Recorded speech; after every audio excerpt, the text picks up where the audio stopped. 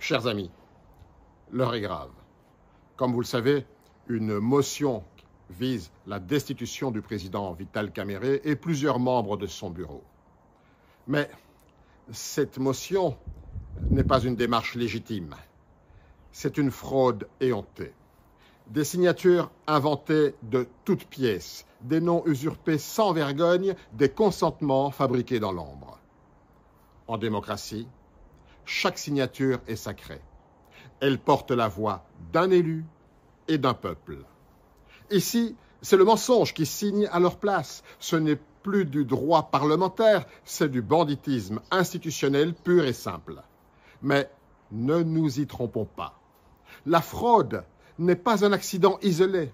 La fraude est l'ADN même de ce régime. Ce pouvoir est né dans la fraude et il ne survit que par la fraude. Rappelez-vous récemment les faits, les plaies encore béantes, un fichier électoral fabriqué, l'Organisation internationale de la francophonie récusée pour que le fichier électoral ne soit pas audité, et pire, la mission d'observation de l'Union européenne interdite d'opérer, laissant les fraudeurs agir sans témoin ni frein, des machines à voter distribuées en catimini par des membres de la majorité, des juges lors des recours achetés à prix d'or pour inverser les résultats et voler la victoire.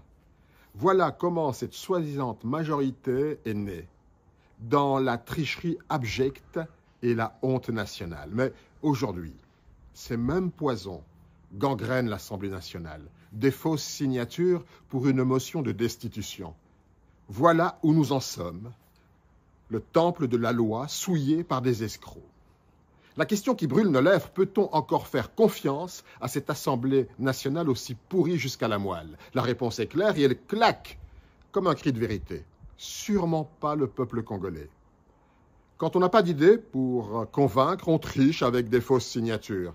Une enquête doit être menée et les responsables doivent être sévèrement sanctionnés. Car si l'Assemblée nationale accepte la fraude comme une norme, alors elle signe son propre arrêt de mort morale. Elle enterre ce qui reste de dignité dans nos institutions.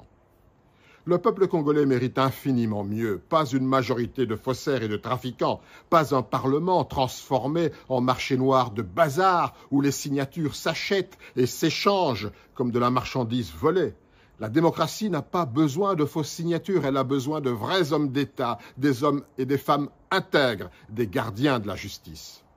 Si la fraude devient loi, alors la République n'est plus qu'une fiction pathétique, un mensonge sur papier. Et au moment où l'Est du pays est livré au feu et au sang, vivre dans une fiction, c'est condamner la nation. Notre pays ne doit pas crever dans l'imposture. Le temps est venu de rendre à la République démocratique du Congo sa grandeur volée.